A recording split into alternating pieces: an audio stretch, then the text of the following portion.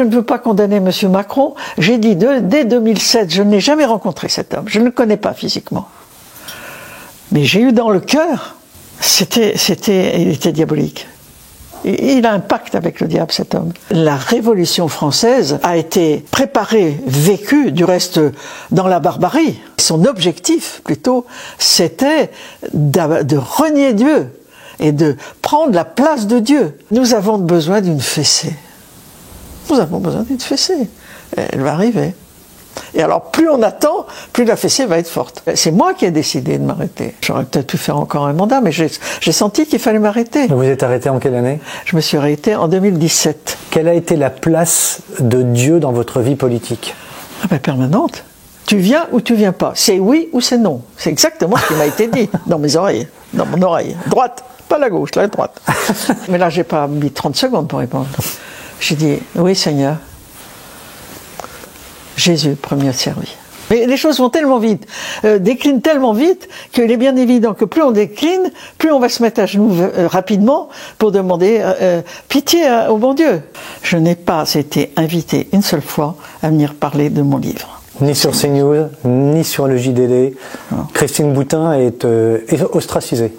Je sais pas. Je ne sais pas, c'est un fait. Elle dérange et bouscule par un discours libre. C'est peut-être pour cela qu'elle n'est invitée nulle part. Son dernier livre a été littéralement boudé par la quasi-totalité des journalistes travaillant pour les gros médias parisiens. Et pourtant, Christine Boutin est une femme remarquable. Conseillère municipale, maire, députée durant près de 20 ans, ministre du Logement et de la Ville et candidate à l'élection présidentielle de 2012.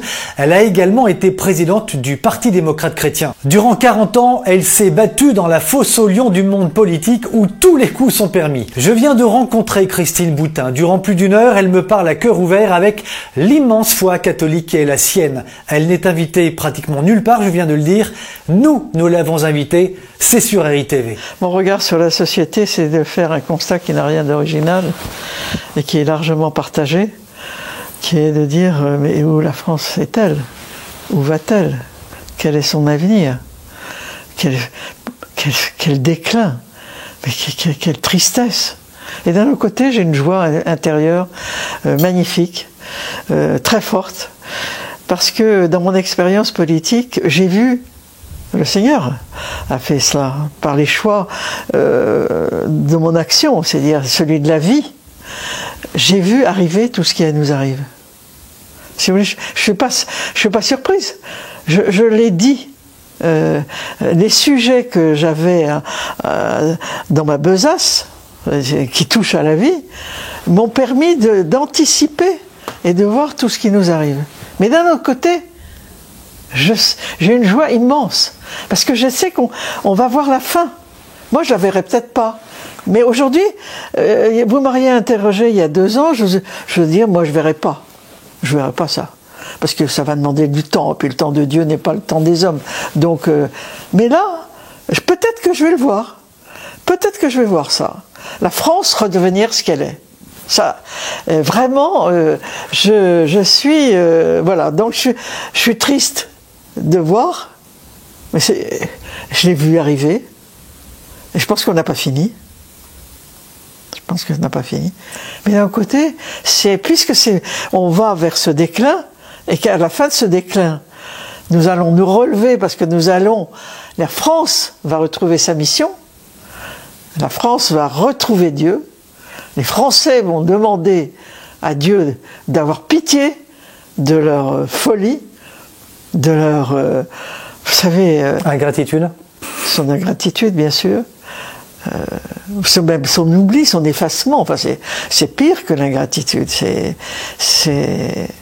l'apostasie. Oui, c'est pas loin, Et donc voilà, mais malheureusement, si vous voulez, l'homme est ainsi fait. Nous avons besoin d'une fessée. Nous avons besoin d'une fessée. Elle va arriver. Et alors, plus on attend, plus la fessée va être forte. Donc c'est pour ça, je pense que ça s'accélère. Alors, vous m'avez déjà dit, là, en l'espace de 3 minutes 25, beaucoup de choses. Il y a Christine Boutin, la femme politique, qui a parlé, et il y a Christine Boutin, la catholique. Alors, si vous voulez bien, on va séparer les choses. J'aime pas séparer, moi. Vous n'avez pas séparé, parce que c'est un seul bloc. Oui, la personne humaine, elle est un. Et justement, je suis très heureuse, comme femme politique, d'entendre Léon XIV dire devant une délégation tout récemment de Français qu'il recevait: l'homme est un. Il n'y a pas la vie politique d'un côté et la vie privée de l'autre. Et moi, je me bagarre pour ça. Voilà. Donc, je n'aime pas votre terme. Alors, je vous dis ça pourquoi? Oui. Je vous dis ça parce que, au tout début, vous faites un constat alarmant. Oui. C'est le constat alarmant plus de la femme et de l'ancienne politique, l'ancienne ministre, l'ancienne députée, qui fait ce constat-là. Non. Non. C'est effectivement cette femme, mais qui se trouve être catholique. Ce n'est qu'un seul message. C'est pas une séparation du tout. Je suis en parfaite harmonie et cohérence par rapport à cela. J'ai pas. Non. Justement, mon espérance, elle est fondée sur ma foi. Bien sûr, c'est parce qu'il va y avoir cette demande « Seigneur, aie pitié de tous les Français ». Et que je suis persuadée que ça va venir. Malheureusement, ça va sans doute être un peu douloureux, mais nous allons finir par nous mettre tous à genoux. Et c'est ainsi que la France va retrouver sa mission. Donc, non, il n'y a pas de séparation pour moi. Et je me bagarre pour ça, je n'ai trop souffert. Je vous ai gentiment provoqué, très bien, c'est réussi, vous savez, c'est réussi. Mais j'avais besoin de vous le dire de façon très forte. Et c'est ça ce que m'a appris la politique. C'est ça ce que m'a appris la politique. Et c'est pour ça que je pense que la politique est un chemin de vertu, qui n'est pas ouvert à tout le monde. Nous ne sommes pas tous invités à être historiens, politiques, ouvriers, etc. Ah. Mais chacun, dans la politique, c'est un chemin de vertu. Vous dites, la politique, pour certains, est un chemin de vertu. Ça a été votre cas. Parce que le Seigneur m'a donné les moyens. Parce que le Seigneur vous a donné les moyens. Vous m'avez dit, en aparté, lorsque vous nous avez accueillis chez vous, c'est en 88 que j'ai rencontré Jésus. Qu'est-ce qu'il s'est passé, Christine Boutin, pour vous ? Écoutez, je ne vais pas raconter trop longtemps ma vie parce que c'est un intérêt second, mais je suis issu d'une famille catholique pratiquante, moyennement. Enfin, pardon, papa et maman, parce que ils ont trouvé que je suis un peu dur. Mais enfin, on allait à la messe le dimanche, mais on est arrivé au credo, par exemple, ce qui m'agaçait profondément. Mais bon, voilà. Et puis, à l'âge de ma communion solennelle et un peu plus loin, j'ai eu un appel religieux, mais que j'ai laissé tomber. Et je me suis mariée avec un homme qui est mon cousin germain. On m'a beaucoup reproché ça, alors que je ne vois pas ce qu'il y a de mal là-dedans. Personne, ni le civil, ni le religieux, ne condamne ce mariage. Mais c'est un homme merveilleux avec lequel nous vivons encore ensemble. Donc ça va bientôt faire 60 ans que nous vivons ensemble et nous sommes heureux ensemble. Et à l'âge j'ai fait mes études de droit et à ce moment-là, amoureuse d'abord de mon mari, futur mari, et puis mon mari, j'ai tout envoyé péter. Mais vraiment, ma religion, tout ça, j'ai trouvé que franchement le Vatican, ces curés habillés en noir, ne connaissaient rien à la vie, qui m'empêchaient des tas de choses. Voilà. Donc pendant 2, 3 ans, 4 ans, 5 ans, ça a été comme ça. Mais j'en ai pas, mais j'estimais que non, il fallait quand même moderniser un peu tout ça. Et puis, mon mari ne voulait plus aller à la messe le dimanche, donc j'ai suivi. Je me suis dit, mais qu'est-ce que je dois faire? Moi j'étais jeune, hein. Qu'est-ce que je dois faire? Je dois suivre mon mari ou qu'est-ce que je dois faire? Je suis mon mari. Donc j'ai suivi mon mari, je n'allais plus à la messe le dimanche. Quel âge aviez-vous, Christine Boutin? Je devais avoir 24 ans, 25 ans. Je mettais mes enfants au monde à ce moment-là. Et puis, plus le temps passait, plus les dimanches étaient insupportables pour moi. Le soir, j'étais d'une humeur de dogue, vraiment. Et j'ai compris que si je n'étais pas bien le dimanche, c'est parce qu'il fallait que j'aille à la messe. C'était pas possible. Il fallait que j'aille à la messe. Donc j'ai dit à mon mari, écoute, Moi, il faut que j'aille à la messe, il faut que j'emmène les enfants à la messe. Moi, je peux pas. Je sais pour ça. Je suis énervée tous les dimanches. Et mon mari, très gentiment, m'a dit, bon, ben, d'accord, tu y vas. Moi, j'y vais pas. Donc, je suis allée à la messe et les choses se sont apaisées. Vous étiez énervé pour quelle raison? Je ne savais pas au début. Je me demandais pourquoi. Et puis après, ça m'est apparu comme une évidence qu'il fallait que j'aille à la messe. Donc, c'était un besoin, vous ressentiez ça? Ah oui, ah ben bien sûr, bien sûr. Et c'est la raison pour laquelle j'ai fini par en parler à mon mari, en disant, écoute, c'est désagréable pour toi et pour moi, mais moi je sais, il faut que j'aille à la messe. Donc, et lui a respecté mon souhait. Et ça a été merveilleux pour moi, parce que j'aurais été vraiment écartelée s'il m'avait dit, non, écoute, non, tu restes avec moi. Et ça. Mais bon, voilà. Et puis voilà, c'est tout. Ça s'est fait très simplement. Et puis, j'avais dans le cœur, depuis toujours, que j'essaierais d'être une élue, parce que j'avais envie de servir. J'avais vraiment envie de servir. Et on peut servir de multiples façons. Mais pour moi, c'était servir parce que mon père, d'abord j'ai perdu ma mère, j'avais 5 ans, il s'est remarié avec une femme formidable qui a fait ce que je suis devenue. Mais cet homme, mon père, qui était merveilleux, naturellement, puisqu'il était mon père, mon père, il avait plein de défauts, comme tout le monde, mais il n'a pas réussi sa vie sociale.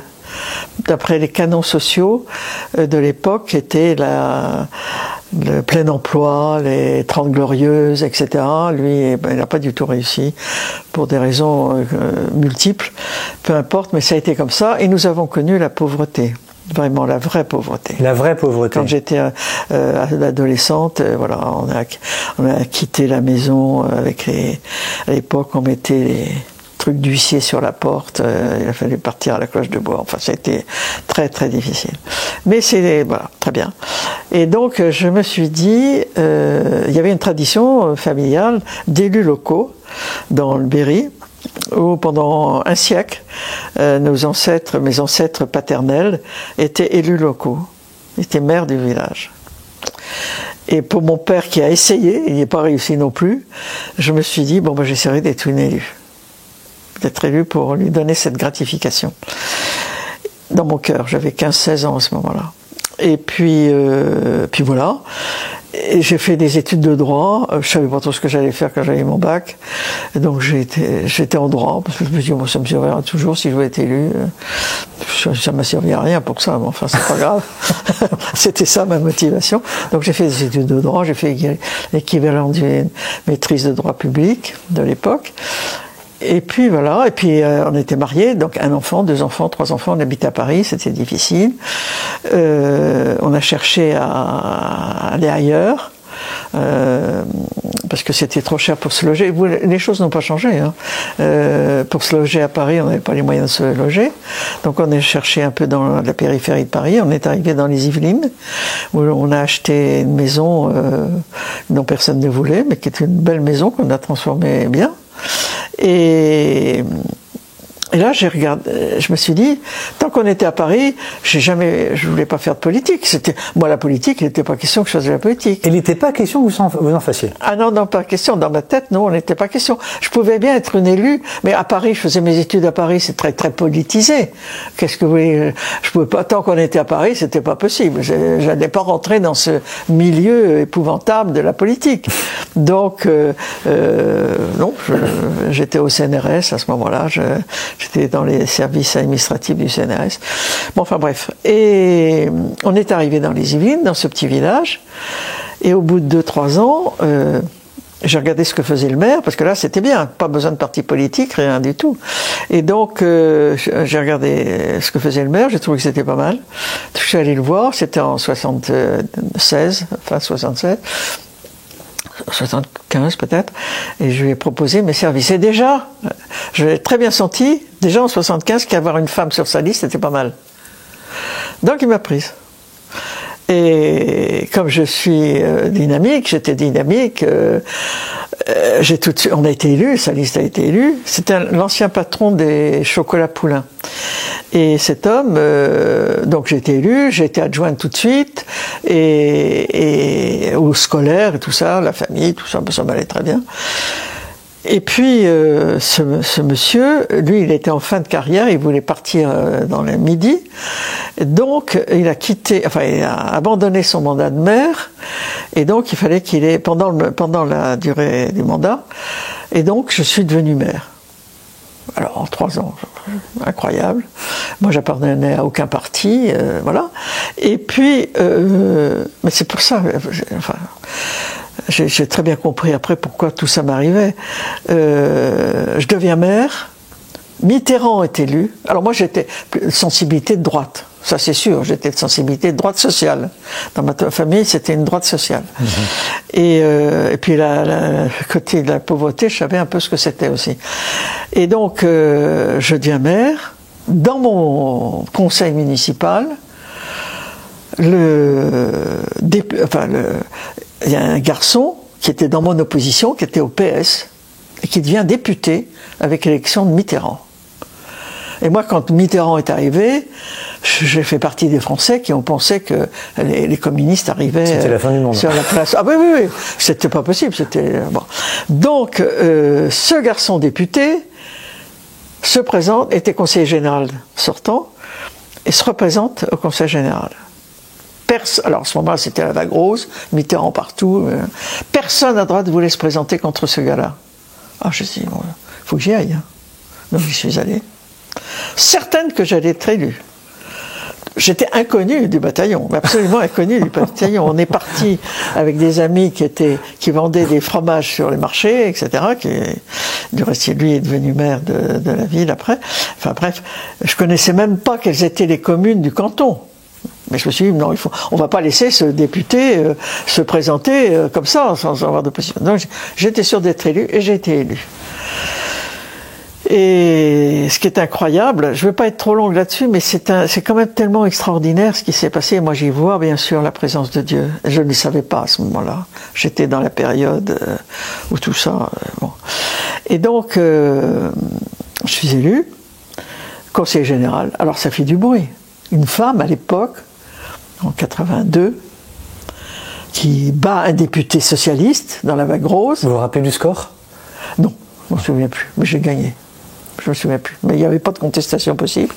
Et troisièmement, j'étais dans le canton de Rambouillet, où était M. Giscard d'Estaing, qui remarque qu'une femme arrive à battre incroyable. un député socialiste. Il me fait appeler. Je travaillais à ce moment-là, j'avais quitté, j'étais au Crédit Agricole, j'étais journaliste au Crédit Agricole, pour un cahier de droit pratique, un mensuel de droit pratique. Je reçois un coup de téléphone d'amis qui me dit, enfin moi je pense ça pour des amis, ici c'est le secrétariat du président Giscard d'Estaing. Monsieur Giscard d'Estaing voudrait que vous participiez à une structure qui vient de créer, le Conseil pour l'avenir de la France. J'ai commencé par dire, écoute arrête, hein, qui es-tu? J'ai cru que c'était un copain qui me faisait une blague, mais non, c'était vrai. Donc je suis rentré au Conseil pour l'avenir de la France, et au bout d'un an, je me suis dit, mais ces gens... Alors je rencontrais des gens que je n'avais pas du tout vocation à rencontrer. Des anciens ministres, des chefs d'entreprise, des gens très importants. Moi j'étais une femme, petite conseiller générale au milieu de tout ça. Donc je regardais, et... Au bout d'un an, j'ai dit non, c'est pas possible. Je vous passe des anecdotes qui seraient amusantes, mais ça serait trop long. Et j'ai dit non, c'est pas possible. Je peux pas continuer. Ils sont complètement à côté de la plaque, ces gens-là. C'est pas possible. Donc, à ce moment-là, je me suis rapproché de Raymond Barre, qui lui voulait se présenter à l'élection présidentielle contre Chirac. Moi, j'ai jamais été chiracienne. Jamais. Et du reste, je vais vous dire, ça c'est important de vous le dire, quand je me suis présenté au Conseil général, j'ai très vite compris, j'appartenais à aucun parti, qu'il fallait que je décide de là où j'allais me positionner pour que les Français sachent qui j'étais et où je me situais dans l'échiquier. Et mon critère de discernement a été d'aller, je me suis dit, qu'est-ce qui est le plus fragile? C'est le président qui vient d'être battu. C'est celui qui est à terre. Donc j'ai adhéré à l'UDF, sans me rappeler que Giscard avait fait passer la loi sur l'avortement, du reste. Mais j'étais toujours très choquée par l'avortement. Hein. Pour moi, 75, ça a été terrible. Et donc, mais ça fait partie des incohérences, de l'immaturité. Hein. Et donc, j'ai choisi l'UDF parce que le président de la République qui avait été battu était UDF. S'il avait été RPR, j'aurais été RPR. Mais bon, les RPR m'ont fait la guerre pendant ma campagne où j'ai été élu. Ils vous ont fait la guerre? Ah bah oui, ça a été terrible, ça a été terrible. Mais j'ai appris, comme ça, ce qui est le plus douloureux, c'est quand même quand ses proches vous font la guerre. C'est pas les ennemis ou les opposants qui sont blessants, mais c'est les proches. Mais c'est bien, ça m'a tanné le cul. Donc voilà, j'ai été donc élu, je me rapproche de Raymond Barre, et avec Raymond Barre, j'ai un très bon contact avec Raymond Barre. Et là, j'avais quelqu'un qui m'écoutait, enfin qui écoutait, qui partageait. C'était un être humain que j'avais en face de moi. Bon, voilà.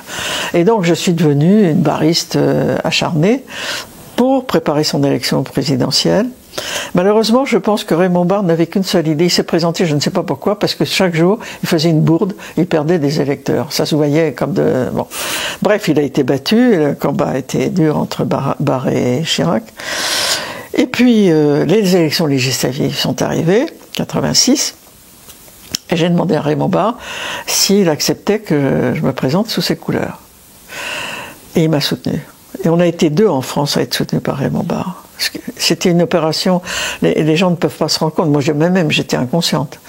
C'était une élection départementale, je connaissais personne, ou quasiment personne, un petit peu plus parce que j'étais conseiller général, que ça avait fait un peu de bruit dans Landerneau, mais enfin... Et donc, je dis à Barre, et Barre me dit, je vous soutiens, il a soutenu 2 personnes. Moi-même, et puis son nom m'échappe, peu importe, il a été nommé au Conseil constitutionnel, lui, après. Donc je deviens député à l'occasion de la proportionnelle. Incroyable. Alors là, naturellement, je rentre vraiment dans l'arène. Et c'est donc en 86, je deviens député. Et là, c'est pour ça que je me suis posé. J'ai dit le Seigneur, j'ai dit, mais enfin, c'est pas possible, il faut que je réfléchisse. Là, 77, 86, même pas en 10 ans, je deviens maire, conseiller général, député, enfin... Alors qu'il y a des gens qui... Où cela va-t-il s'arrêter? Qu'est-ce que c'est que cette histoire? Enfin, non, il faut que ça... Donc j'ai fait une retraite dans les foyers de charité. Et d'abord dans les Yvelines, j'en ai fait 2. Première retraite, j'ai rien compris ce qu'on me racontait, c'est un grillon de Montfort, tout ce que c'est que cette histoire, je ne comprends rien. Mais j'ai ressenti, j'ai apprécié le silence, j'ai apprécié les repas partagés où on se passait le sel et le poivre et ça faisait rigoler tout le monde, enfin bon voilà. Sans dire un mot. Ouais. Sans dire un mot. Mais j'ai eu besoin d'aller approfondir et donc je suis allée à Tressin, au foyer de charité de Tressin, où là, je me suis convertie, c'est là où, en 88. C'est à Tressin que vous êtes convertie? Absolument. Et ils le savent très bien là-bas. Et en 88, j'ai eu cette parole. Alors tu viens ou tu viens pas? C'est oui ou c'est non? Cette parole intérieure? Dans l'oreille, oui. Pas dans mon cœur, là. Mais c'était une voix d'homme, d'autorité. D'autorité? Ah oui, d'autorité. Ah oui, c'était d'autorité. Tu viens ou tu viens pas? C'est oui ou c'est non? C'est exactement ce qui m'a été dit dans mes oreilles, dans mon oreille. Droite, pas la gauche, la droite. Pour une femme de droite, c'était... Ah oui, absolument. C'était un clin d'œil. Mais j'ai répondu, mais là, j'ai pas mis 30 secondes pour répondre. J'ai dit, oui, Seigneur. Jésus, premier servi. Ah, ça a été immédiat, instantané. C'est ce que vous avez répondu? Ah oui, c'est ce que j'ai répondu. À cette voix dans mon oreille, que vous entendiez. Vraiment, c'est ce que j'ai dit. Ça a été magnifique. Et je me souviens très bien de la salle où ça s'est passé. C'était un jour d'hiver.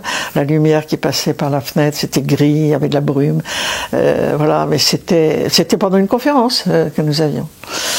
Et voilà, et donc à partir de ce moment-là, j'ai essayé d'être fidèle. Est-ce que je l'ai toujours été? Je crois pouvoir le dire, en vérité, sous le regard de Dieu, sur les choses essentielles. Oui, je l'ai été.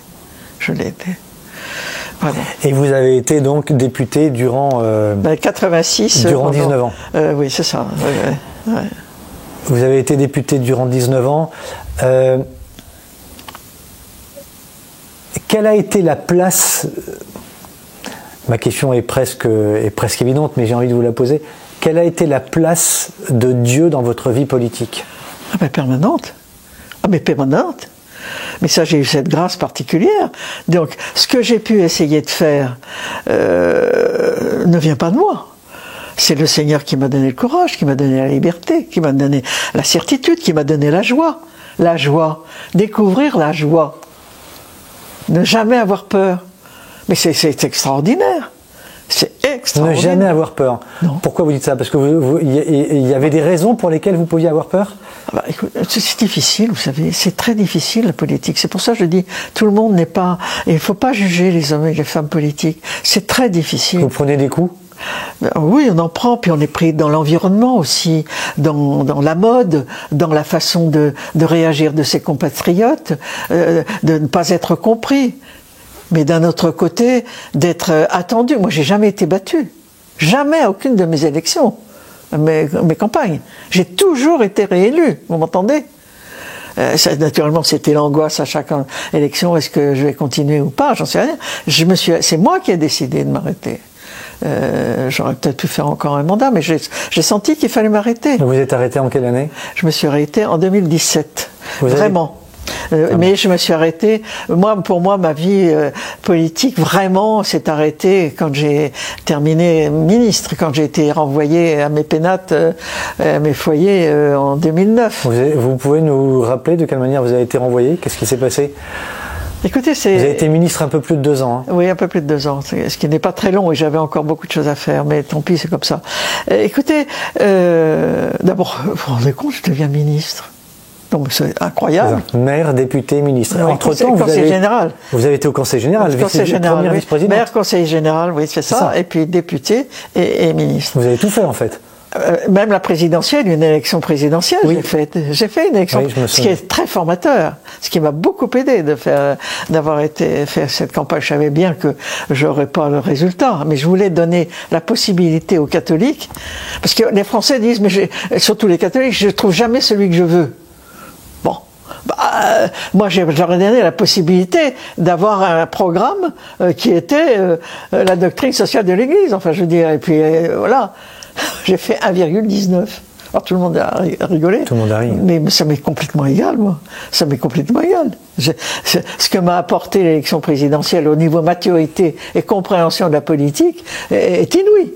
J'ai envie de vous dire que Christine Boutin, la vérité ne fait pas de bruit. Oui, c'est gentil, mais tout le monde a rigolé, mais c'est pas grave. Et moi, j'ai même pas été déçu parce que, enfin, si un peu quand même, pour être honnête, mais j'ai découvert, alors que j'avais déclaré ma candidature à la présidentielle, qu'il n'y avait pas plus de 5% de catholiques en France. Alors je me suis dit, mon Dieu. À l'époque. 5%. Mais aujourd'hui, ils annoncent les mêmes chiffres. Alors, je sais pas ce que ça vaut. J'ai entendu parler de 1%, moi, il y a 2 jours. Ah bon, moi, j'ai entendu 5% il y a 3 jours. Donc, enfin, bon, voilà. Enfin, de toute façon, c'est faible. C'est faible. De toute façon, c'est pas beaucoup. De toute façon, mais 5%, je me suis dit, mais de toute façon, je ferai pas le total des catholiques, que je vais avoir un score épouvantable. Et puis, alors, il est arrivé 2002, c'était en 2002, et comment s'appelle-t-il, notre ami, oui, juste avant. Le gars du Front National, le président du Front National. Oui, Le Pen, Jean-Marie Le Pen. Jean-Marie Le Pen, excusez-moi, monsieur Le Pen, d'oublier votre nom. Arrive au second tour avec Chirac. Contre Chirac, oui. Alors là, si vous voulez, moi, les catholiques qui voulaient voter pour moi, ils ont été sur Chirac. Donc je me suis retrouvé avec 1,19. J'aurais peut-être fait 3. C'était un peu plus. Puis là, j'étais remboursé à 3. Mais là, j'étais pas remboursé à 1,19. Mais bon, voilà. Bon. Enfin, ça, c'est pas grave. Vous n'avez jamais perdu une élection? Non, j'ai jamais perdu une élection. Mais vous savez, en fait, on ne peut rien sans ses collaborateurs, premièrement. Deuxièmement, la porte de ma permanence était toujours ouverte. Et je recevais aussi bien un communiste qu'un UDF, qu'un RPR, qu'un RN. Moi, la porte était ouverte. Et donc voilà, j'ai toujours été réélu sans aucun problème. Pourtant, Dieu sait si on a voulu faire en sorte que je ne réussisse pas. J'ai beaucoup de...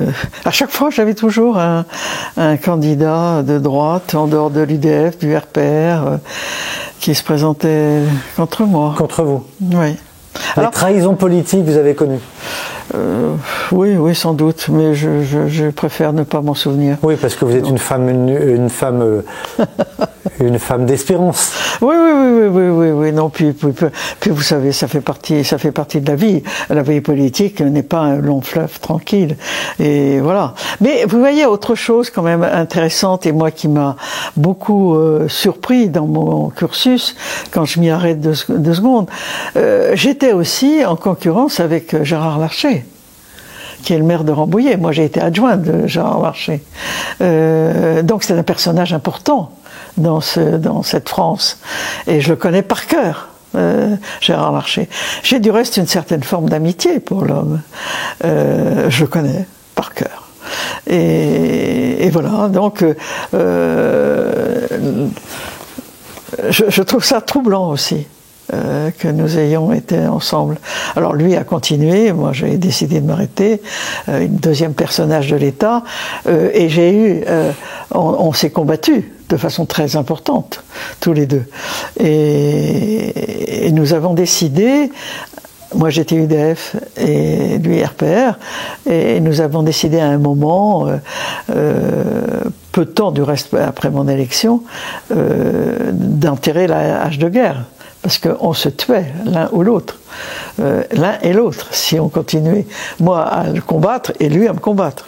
Christine Boutin, vous le savez, notamment par les réseaux sociaux, la France traverse une crise particulièrement grave, une crise financière, politique, économique, sociale, spirituelle, ça fait quand même beaucoup.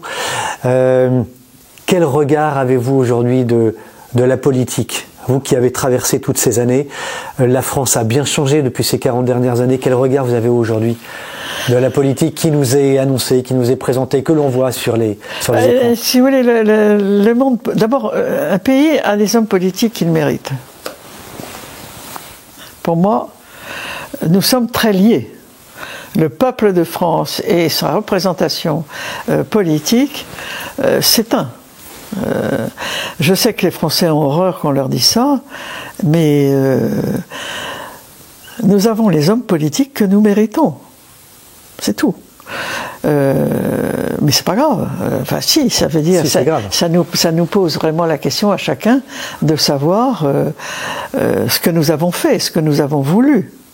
La situation est catastrophique. Je ne crois pas que vous ayez oublié un secteur. Mais s'il y en a un d'oublié, il est là. Parce que nous sommes vraiment dans le déclin le plus total. Comment expliquez-vous, Christine Boutin, que la France en soit arrivée à ce point-là? Certains parlent déjà depuis quelques mois de guerre civile.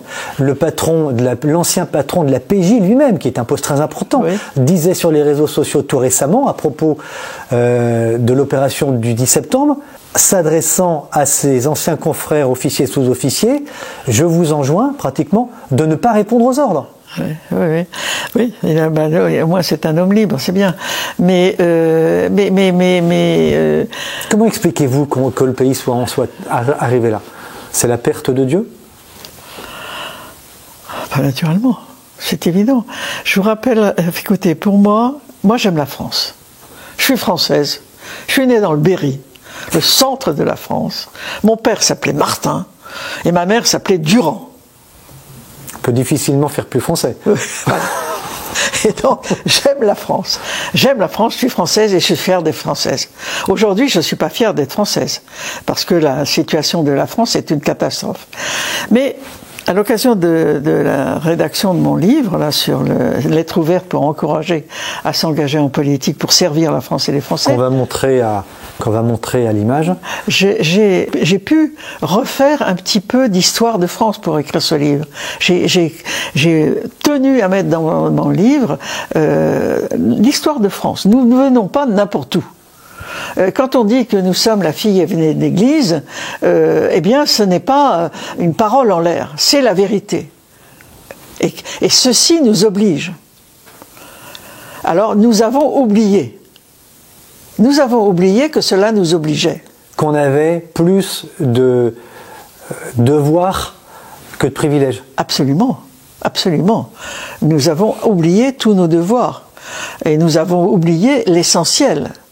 Et donc, comme j'ai eu l'occasion de le dire, c'est depuis la Révolution française qu'il y a cette véritable fracture qui s'est passée. Et la Révolution française a été préparée, vécue, du reste, dans la barbarie. On ne peut pas dire, elle s'est appuyée sur la barbarie, la création de la France contemporaine. Et son obligation, c'était, et son objectif plutôt, c'était de renier Dieu et de prendre la place de Dieu. Et ceci a mis du temps. A mis du temps. Et qu'est-ce qui a pris du temps? Et qu'est-ce qui a pris la place de Dieu pour l'homme dans sa faiblesse? C'est l'argent. Tout c'est confronté. Aujourd'hui, c'est l'argent qui guide le monde, qui guide la France. C'est le roi Mammon. C'est Mammon, bien sûr. Le dieu Mammon. Est-ce que vous avez remarqué que lors de l'anniversaire des JO, derrière M. Macron, il y avait le veau d'or? Est-ce que vous avez vu ça? Non, je ne crois pas. Ah, on va peut-être retrouver l'image. Et je ne crois pas que c'est lui qui l'a fait mettre. Elle était sur le mur qui était derrière la tribune. Et je crois que cette tête de veau d'or là était déjà là. Mais il n'empêche, vous savez, on fait parfois des actes qui ne sont pas voulus. Monsieur Macron était derrière Mammon, le veau d'or, derrière le veau d'or. Enfin bref, on y reviendra peut-être parce que ça c'est quelque chose d'important. Oui, et justement, il y a une question que je voulais vous poser, je voulais rebondir sur les propos que vous venez de tenir. Qu'avez-vous pensé, parce que je trouve impensable qu'aucun des journalistes que j'ai pu voir à la télévision, sur les différents médias, radio, presse écrite, etc., ne lui ait posé la question quand il s'est trouvé en face de lui. Qu'avez-vous pensé des propos d'Emmanuel Macron? La bête de l'événement arrive et elle est là. Ah oui, ben, écoutez, oui, c'est certain, de toute façon, c'est lui-même qui l'a dit. C'est Macron qui l'a dit. Oui. Alors est-ce que c'est, moi j'en sais rien. Moi je ne veux pas condamner M. Macron. J'ai dit dès 2007, je n'ai jamais rencontré cet homme. Je ne le connais pas physiquement. Mais j'ai eu dans le cœur que il était diabolique. Il a un pacte avec le diable, cet homme. Il a un regard. Il a des attitudes dès 2007. Même comme ministre des Finances, j'ai pas fait trop attention à ce moment-là, moi, à ce monsieur. Mais voilà, Macron, pour moi, est diabolique. Il a un pacte, conscient ou inconscient, je ne sais pas, mais il est, comment dirais-je, créature. Pour moi, c'est une évidence. Alors, pour le journaliste qui n'a pas répondu à cette affirmation de M. Macron, je ne sais pas pourquoi, moi je ne peux pas me mettre à sa place, si c'est le sens de votre question. Il avait peut-être été soit il n'a pas compris, soit il a été complètement tétanisé, voilà. Mais il est vrai que cette parole a été dite. Du reste, j'ai vu ce passage, et ce regard qu'il a à ce moment-là. Et c'est du reste ce qui m'a impressionné en 2007. Il parle de transcendance d'ailleurs, il me semble. Oui, il dit oui, il existe une transcendance. Il le dit dans cet extrait. Je crois que notre génération doit savoir que la bête de l'événement est là. Et elle arrive. Oui. Et donc voilà, il le dit, mais est-ce qu'il est conscient? Je n'en sais rien. Vous savez, moi je pense que... le mot qui me venait n'est pas bon, mais moi j'appartiens à Dieu. Et je suis persuadé qu'il y a des paroles que je dis qui ne sont pas... Je ne me rends même pas compte de l'importance qu'elles peuvent avoir. Je pense, vraiment. Il y a des choses que je dis, mais Oui, et puis je vois les conséquences de cela. Parce que vous vous mettez sous l'enveloppe de l'Esprit Saint, c'est ça? Ah ben bien sûr, bien sûr. Moi j'appartiens au bon Dieu, hein. Je lui ai donné ma vie. Quand je lui ai dit oui, je lui ai donné ma vie. Alors j'ai essayé de faire ce que je pouvais, c'est pas toujours facile, hein. Je suis une femme, moi je suis un être humain avec toutes ses faiblesses, ses grandeurs et ses bêtises. Donc voilà, mais quand c'est pas des bêtises et que c'est des paroles assez fortes, peut-être me viennent-elles sans que ce soit moi vraiment qui l'ai voulu, je le pense. Donc je pense que du côté du diable c'est pareil. Je pense que c'est du côté du diable, c'est pareil. Donc peut-être que M. Macron a eu ces paroles sans être conscient de ce qu'il nous disait, de la vérité qu'il nous exposait, j'en sais rien. Moi je ne juge pas l'autre, je n'aime pas juger l'autre. Donc voilà. Non, je n'ai pas d'autres choses à vous dire sur M. Macron. Et malheureusement, ce que j'ai ressenti en 2007, dès son élection, et j'ai mis en garde tous mes amis, tous mes proches sur cet homme, sans ayant vraiment de rationalité dans cette réalité que j'affirmais. Mais j'ai mis en garde tous mes proches sur ce président. Et malheureusement, les 10 ans qui sont passés sous sa responsabilité ne font que donner des gages à cette interprétation. En tous les cas, aujourd'hui, alors on voit le résultat pour la France. C'est-à-dire, c'est la catastrophe absolue dans tous les domaines, y compris le domaine spirituel. Quoique, c'est pas tout à fait vrai pour le spirituel. Parce que pour le spirituel, au contraire, on est ébahi, on est étonné par ce qui se passe quand même. Il y a quelque chose qui se passe. Il y a quelque chose qui se passe. Il y a beaucoup de baptêmes, il y a beaucoup de catéchumènes et de tous les milieux. Il y a des choses qui se passent. Ouais. Il y a des choses qui se passent. Alors bien sûr, les voix, ces choses, ceux qui ont un peu l'esprit ouvert. D'autres ne les voient pas. Et puis d'autres critiquent en disant oui, il y a beaucoup de baptêmes, mais c'est rien du tout. Il y a beaucoup de catéchumènes, mais ça n'a aucun sens. Il y a des tas de gens. Mais il y a des choses qui se passent en tout cas, certainement. Ah ben ça c'est sûr, il y a quelque chose qui se passe. Et moi, je suis absolument convaincu, et je l'écris dans mon livre, je suis convaincu que la jeunesse va minoritaire. Elle est encore minoritaire, celle-là. Mais la jeunesse qui croit en Dieu, je les appelle les chevaliers des temps modernes. C'est eux qui vont relever la France. Alors ce sont les enfants, pour moi, ceux qui sont concernés, c'est entre 15 et 30 ans, ou les enfants de ceux qui ont... ça sera peut-être dans l'autre génération, si vous voulez. Mais les choses vont tellement vite, déclinent tellement vite, qu'il est bien évident que plus on décline, plus on va se mettre à genoux rapidement pour demander pitié au bon Dieu, qui va nous l'accorder et nous donner la possibilité de nous redresser et de reprendre la mission qu'il nous a donnée. Alors c'est ça, je suis très interpellé par les propos que vous m'avez tenus tout à l'heure. Vous m'avez dit, Madame Boutin, il faut que le peuple se mette à genoux. Bien sûr. Pour que la France commence à se redresser. Bien sûr. Mais il va le faire. Il commence à le faire. Il commence à le faire avec ses baptêmes, avec cette recherche manifeste. Ce matin, j'étais à la messe. Il y avait un prêtre parisien qui gentiment a dit la messe. Sinon, on n'aurait pas une messe ce matin. Eh bien, il nous a fait un témoignage. Il dit, cette année, dans ma paroisse, à Paris, j'avais 10 baptêmes. L'année prochaine, j'en aurai 27. C'est tout. C'est factuel, ça. Donc il se passe bien quelque chose.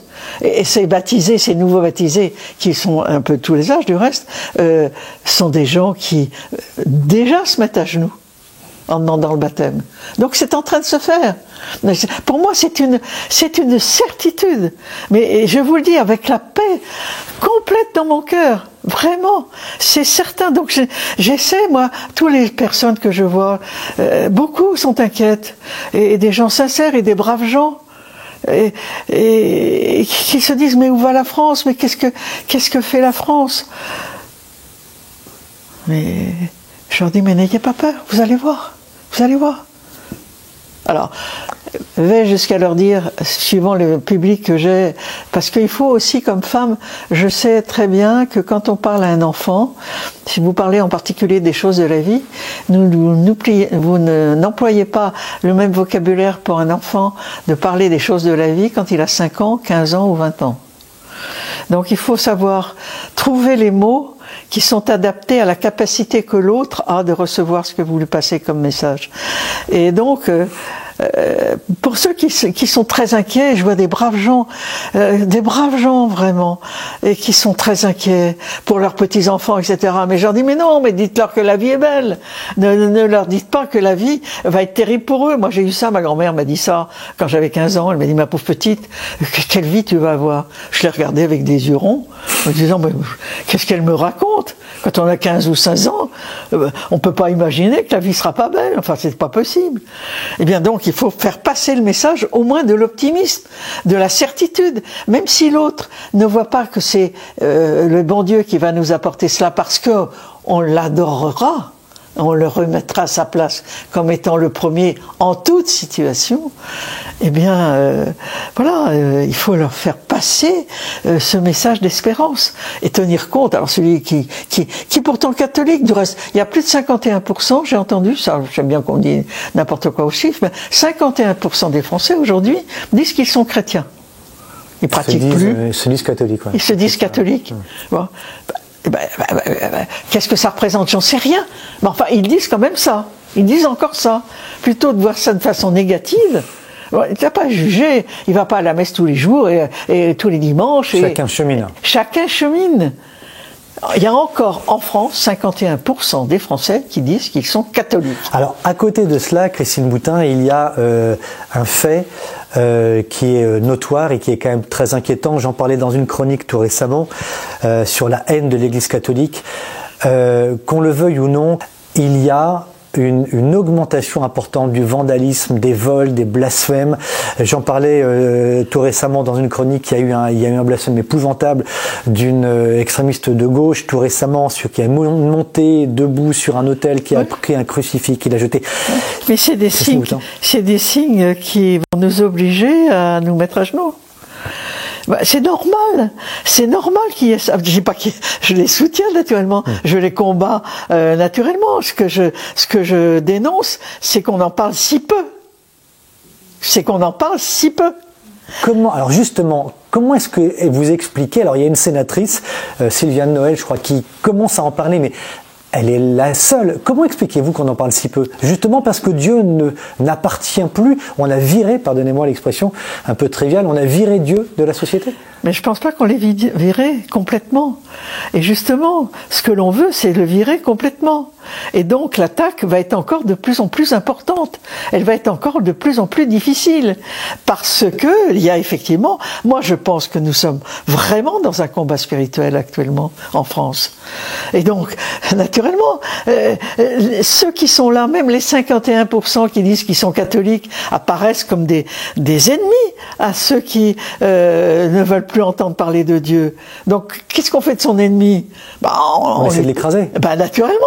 Donc, c'est normal. Il faut pas prendre ça comme une horreur. Bien sûr qu'il faut le prendre comme une horreur, mais plutôt comme un signe annonciateur au réveil du catholicisme en France. Pour moi, si on est attaqué, vous savez, la pire des choses, c'est qu'on ne s'occupe pas de nous. La pire des choses, c'est ça. Mais dans les relations humaines, c'est pareil, amoureuses, etc. L'attaque et l'indifférence est pire que l'attaque? Ah ben bien sûr, mais naturellement.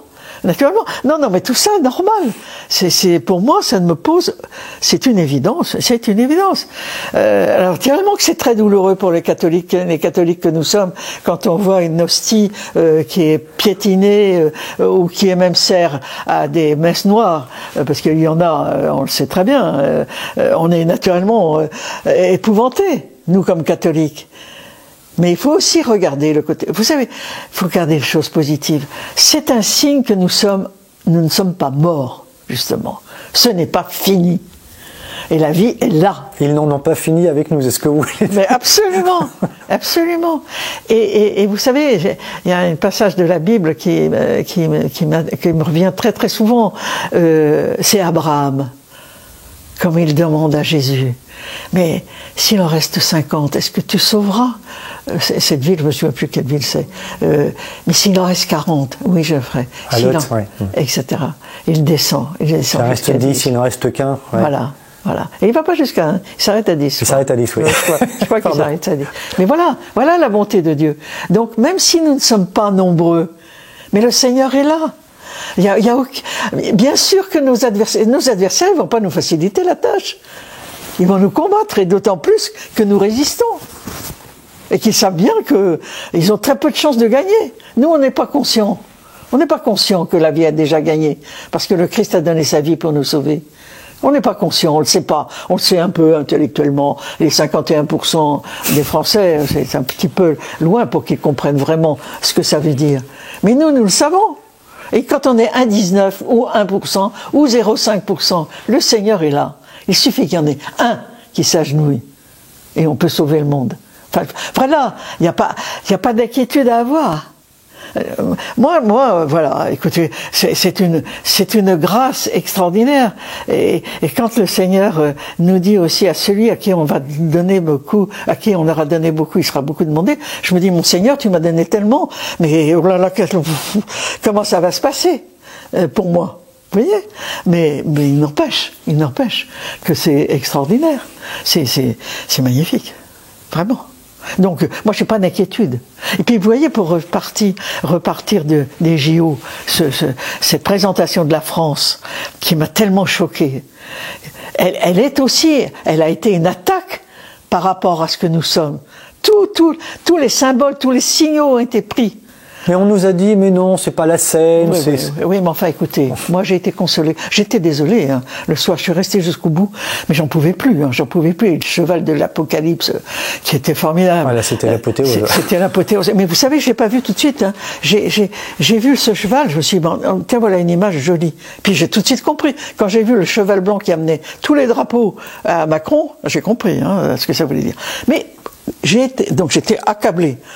Et le lendemain, tous les pays catholiques ont dit non, on rediffusera pas. Ils ont dénoncé. Donc on n'est pas seul. On n'est pas seul. Les autres pays, si nous les Français on l'a pas vu, tant pis, on est aveuglés, c'est comme ça. Mais on n'est pas seul et on a été sauvés, pour moi, par tous ces pays qui ont dit non. Ça, c'est pas la France et on ne rediffusera pas cela. Je les remercie, je rends grâce pour cette action-là. On en a très peu parlé naturellement, puisque c'était pas l'objectif qu'on en parle. On voulait parler que le côté positif. Donc voilà, la vie est magnifique, le Seigneur nous donne la vie à chaque instant. Et l'Eucharistie, j'en parle dans mon livre. Je parle de toutes les vertus, je dis que la politique est un chemin d'apprentissage des vertus, qui est ouvert aux non-catholiques aussi. Mais bien sûr, il y a à côté des vertus cardinales, il y a toutes les théologales, et le sommet, c'est l'Eucharistie. Qu'est-ce que vous voulez? Moi, dès que j'ai la possibilité d'avoir une messe, j'y vais. Enfin, je veux dire, on sauve le monde. Et les prêtres, c'est extraordinaire, ces hommes. Alors, il y en a qui tombent. Il faut leur pardonner. C'est tout. Qu'est-ce que vous voulez? C'est terrible. Qu'est-ce que vous dites à des gens qui se détournent de l'Église parce que des prêtres ont particulièrement mal agi? Qu'est-ce que vous auriez envie de leur dire? Je leur dirais, je comprends votre souffrance. Je comprends votre souffrance. Mais la seule réponse que vous aurez à votre souffrance, c'est de pardonner à celui qui a commis cet abus. Il n'y a pas d'autre solution. Et ça, la politique me l'a appris. La politique vous a appris ça? Absolument. Dans notre religion, le Christ nous demande, dans sa prière même, de pardonner. Ouais. Et rien n'est plus difficile que de pardonner. Je crois que pour l'être humain, c'est la chose la plus compliquée. En tous les cas, pour moi, ça a été ça. Le pardon, c'est presque inhumain. Ça demande un dépassement de soi-même, de son orgueil, de sa vanité, de son nombril, qui est presque un dépassement, enfin ce qui est un dépassement de soi et qui est presque inhumain, qui nous fait toucher quelque chose de transcendant. Je l'ai vécu en politique. D'abord, j'ai commencé à comprendre que sur tous les bancs de l'Assemblée, quel que soit le parti, ils sont tous dignes et autant aimés de Dieu que moi. mon pire ennemi politique, est autant aimé de Dieu que je le suis. Déjà, ça rabaisse le caquet. Première chose. Alors ensuite, il faut pardonner. Et en politique, il faut pardonner de façon permanente. Et c'est difficile. Vous l'avez fait vous-même? Ah oui. Vous l'avez expérimenté? Ah, je l'ai expérimenté et ça m'a demandé des années. Des années? Ah oui. Oui, mais j'y suis arrivé. J'y suis arrivé. Et donc, quand on sait pardonner, tout c'est clair. Ça ne veut pas dire qu'à chaque fois qu'on a besoin de pardonner, il faut, pour certains pardons, y revenir et le retravailler. Mais je sais que le pardon est possible. Le pardon, et ça c'est la politique. Quel trésor! Mais quel trésor m'a donné la politique! Apprendre à pardonner l'autre, le pire. Du reste, vous ne m'avez jamais entendu juger quelqu'un? Non. Non. Non. Non. Ouais, je sais que vous n'avez pas ça. Vous êtes la seule femme politique, Christine Boutin, que j'entends tenir ce genre de propos. Ah ben écoutez, peut-être, je ne sais pas, mais j'espère que non. J'espère que dans leur cœur, ces personnes politiques ont aussi ça dans le cœur. Et puis j'espère qu'elles l'expérimenteront. Et que la politique peut leur servir à ça, à d'autres choses aussi. Mais la politique vous oblige à aimer l'autre. On a toujours des têtes qui ne vous reviennent pas. Ben non, en politique, non. Vous devez aimer tout le monde. Et on finit par aimer tout le monde. Parce qu'on s'aperçoit que l'autre est aussi intelligent que vous. Il dit des choses différentes, mais ça mérite réflexion, ce qu'il dit. C'est une remise en cause permanente, la politique. On n'est jamais installé en politique. Jamais. Du reste, avec la vraisemblable dissolution que Macron va être amené à faire dans les jours qui viennent, ils vont se rendre compte aussi, les malheureux, qu'ils vont repartir en campagne, etc., parce qu'il n'y a pas d'autre solution pour s'en sortir. Mais voilà, la politique, c'est un lieu d'excellence pour progresser spirituellement. Enfin ça, moi j'en suis le témoin. Mais quand vous entendez Christine Boutin, les hommes, femmes politiques s'exprimer à longueur de journée sur les réseaux sociaux, est-ce que ça ne vous arrive pas de vous dire mais ils sont fous, ils tiennent des propos complètement incohérents et dénués de tout bon sens? Non. Les exemples sont tellement d'ailleurs multiples qu'on en perd son latin. Non, parce que en fait, oui, vous avez raison de qualifier ces propos de cette façon. Mais en fait, pour eux, non, ils ont perdu l'essentiel. Moi, vous savez, pendant ma vie politique, au début, surtout quand j'apprenais un peu les choses, quand je parle parlementaire, député au plan national, moi j'ai eu des témoignages de tas d'hommes et de femmes, quel que soit le parti, mais plutôt de droite quand même, je dois reconnaître, mais on fait peut-être plus de confidence à des personnes de son camp qu'à d'autres. Mais j'ai plutôt eu des témoignages de personnes et de personnalités politiques importantes, très importantes, responsables de partis, etc. Me dire, mais Christine, tu as raison. Tu as totalement raison. Je partage ton point de vue. Mais je vais dire le contraire de ce que je pense à un journaliste, parce que je ne veux pas qu'il interprète mal ce que je vais lui dire, donc je vais lui dire ce qu'il attend, et je ne veux pas, alors des raisonnements complètement dingos, je ne veux pas aliéner la liberté de mes électeurs. Il faut les laisser libres. Je ne veux pas leur imposer ce que je crois. Donc elle va dire le contraire de ce qu'elle pense? Oui. Pour ne pas être jugé de façon négative. Oh, mais là, pardonnez-moi, mais c'est quand même un truc de fou. Ah ben je vous dis, on est chez les fous. On est chez les fous. Mais bien sûr. Ce sont des propos qu'on vous a tenus. Ah bah bien sûr. Ah bah oui, je ne donne pas les noms parce que par respect pour eux. Mais bien sûr. Bien sûr. Ça pourrait expliquer la raison. C'était sur mon côté catho. Christine, on l'aimait bien, Christine. Christine, on l'aimait bien en fait. Mais elle est catho, quoi. Quand même, ouais. Son côté catho, c'est quand même un peu gênant. Oui, c'est un peu gênant. Mais pourquoi est-ce que c'était perçu comme ça? Parce que la pression sociale, communautaire, nationale, était dans cette idée que la religion, c'était complètement has-been. Moi, j'ai vécu cette période-là. Si vous voulez, d'abord, il y a eu Vatican II qui a secoué beaucoup de gens. Moi, à ce moment-là, ça m'a pas secoué parce que... Bon. Mais j'ai découvert, mais le Seigneur est trop bon. Et quand donc j'étais sur la vie, les lois bioéthiques, moi je suis pas médecin, mais j'étais obligé de travailler sur la vie, quoi, avec la bioéthique. Je pouvais pas laisser ça de côté. Et j'ai découvert, alors j'ai voulu me former, alors j'ai cherché partout des textes, j'ai lu, j'ai relu des bouquins sur la bioéthique, je connaissais rien, c'était le début, on savait même pas ce que voulait dire le mot bioéthique à l'époque. Heureusement, j'avais avec moi le professeur Lejeune. Celui qui a découvert le génome du... Oui, le génome de la trisomie 21. De la trisomie 21, qui est un homme merveilleux, je pourrais peut-être vous en parler. Mais ça aussi, ça a été une rencontre sur mon chemin comme absolument inouïe. J'ai été nommé consulteur du Conseil pontifical de la famille par Jean-Paul II, Benoît XVI et le pape François, jusqu'à la fin du Conseil pontifical pour la famille. Pensez que, non mais comment moi, petite bonne femme que je suis, bon enfin bref, mais j'étais membre du Conseil pontifical nommé par les 3 précédents papes. Bon, mais pourquoi je vous racontais ça? Je ne sais pas. Attendez, on va revenir. Non, mais on va revenir.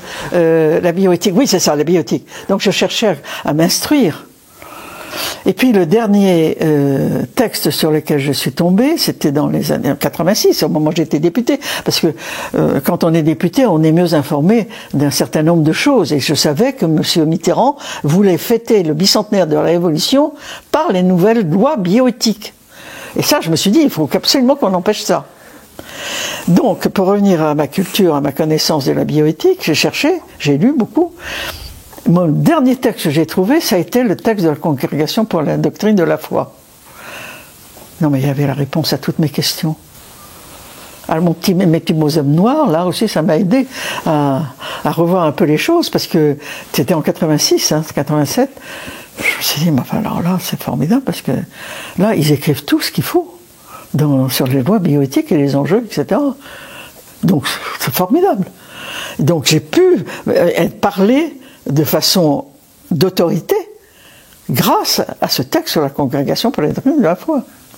Et j'ai même été amené, à l'époque, à organiser un groupe de travail composé d'une dizaine de personnes qui ont accepté de venir avec moi, même favorables à l'avortement, pour que, in fine, nous arrivions à faire en sorte que les lois bioéthiques ne soient pas votées avant 1989, pour que ça ne soit pas le point d'orgue de l'anniversaire de la Révolution française. Nous étions très différents. Il y avait des gens de gauche, il y avait des gens de droite, mais qui, eux, sincèrement, pensaient, pas obligatoirement des médecins, j'ai eu, comment il s'appelle, mon Dieu, ça me vient dans ma tête, enfin bref, celui qui a inventé le premier enfant, éprouvette, Amandine, oui. Et son nom, mais je ne connais plus, peu importe, était dans ce groupe. Et par notre influence, on n'était qu'une dizaine. En tous les cas, je ne sais pas si c'est notre influence, mais de fait, le bicentenaire de la Révolution française n'a pas été fêté par les lois bioéthiques. Et là, je me suis dit, il y a moins de 100 ans de gagné. J'ai peut-être une dernière question à vous poser, Christine Boutin. C'est, vous avez un parcours politique très riche. Vous avez en fait tout fait.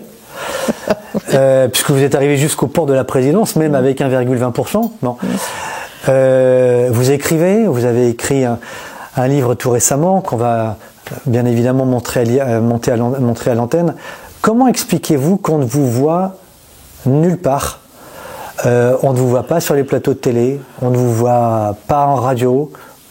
Comment vous l'expliquez? Christine Boutin dérange, on ne vous voit même pas sur CNews. Oui, ça. Écoutez, c'est une question que je me suis posée et que j'ai posée à mon mari pendant toute ma vie politique. Parce qu'en fait, les catholiques ne m'ont pas soutenu. Les catholiques ne m'ont pas soutenu en France.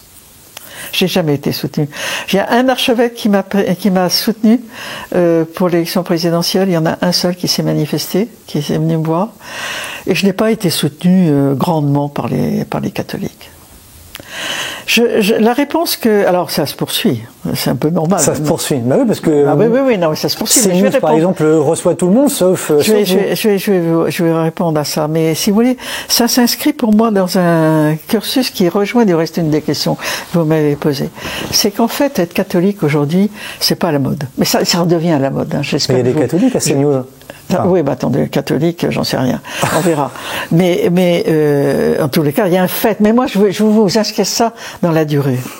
Pendant toute ma vie politique, qui avait duré 40 ans, je n'ai pas été soutenu par les catholiques. Pourquoi? Grande question. Je ne suis pas invité à la sortie de ce livre, qui est un livre de témoignage, qui est quand même apprécié par un certain nombre de personnes. Ça m'a rassuré, de reste. Ça m'a rassuré parce que je me suis dit, mais c'est pas possible. Il faut que je teste auprès d'autorités pour savoir si ce livre a un intérêt ou pas. Et en fait, j'ai eu 4 messages qui m'ont rassuré sur le sérieux de ce livre. Et les catholiques, je dois dire, les catholiques qui connaissent leur religion me disent il faut que ce livre soit lu. Naturellement, je suis complètement bouché. Mais ça, c'est dans la continuité d'avant. Et même CNews, qui normalement, je connais tous, je connais ceux qui se réfèrent de la religion catholique et qui n'ont pas peur de le dire, et je les en félicite. Il y en a peu, mais il y en a quelques-uns. Ils me connaissent bien. Le JDD, la même chose. Je n'ai pas été invité une seule fois à venir parler de mon livre. Ni sur CNews, ni sur le JDD. Non. Christine Boutin est ostracisée. Je sais pas. Je ne sais pas, c'est un fait. Je ne prendrai pas ce livre, je ne prendrai pas ce terme, parce que c'est un terme possible, mais qui est dur et injuste.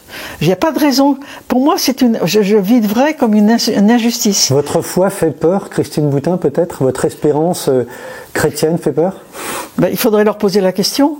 Moi, je peux pas répondre à leur truc, mais ce que je pense, en tous les cas, dans la phase précédente où je me suis beaucoup interrogée sur le non-soutien, c'est-à-dire les périodes où j'étais en activité, où j'aurais pu, si j'avais eu plus de moyens, faire davantage de choses.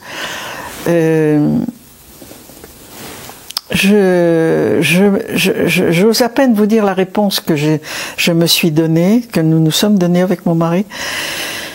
Parce qu'elle peut paraître vaniteuse. Mais en fait, ma vie, j'espère que vous l'avez bien compris, je l'ai donnée au bon Dieu, je l'ai donnée à Jésus. Ma vie n'a pas d'intérêt.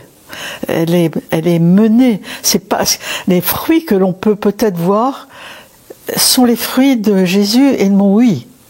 C'est pas moi, c'est pas Christine Boutin, pour moi c'est autre chose.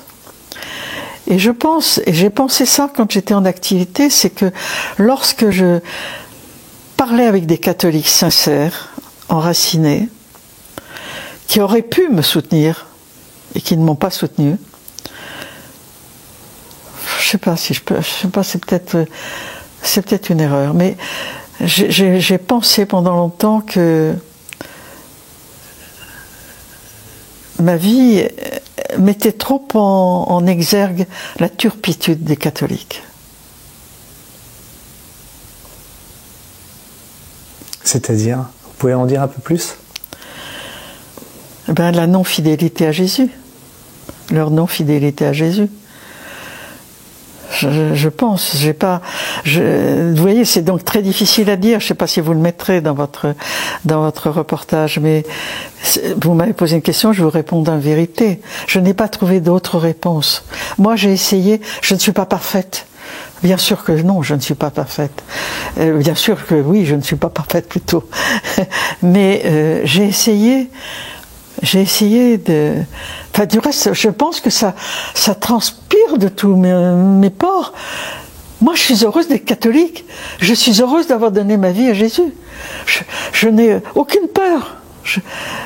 Et ça, même sans le vouloir, c'est très dérangeant parce que les gens ont peur, même les cathos.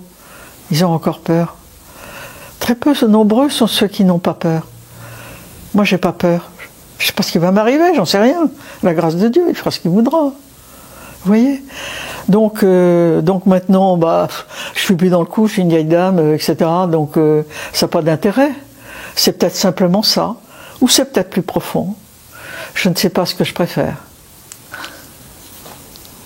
Bon, en tout cas, nous, vous n'êtes pas invités ni à gauche ni à droite, mais nous, on vous a invités parce que on vous aime bien, Christine Boutin. Merci. On aime bien votre engagement et votre liberté de parole. Merci. Merci beaucoup. Rendons grâce à Dieu. Rendons grâce à Dieu, oui. Merci pour cet entretien. Merci beaucoup.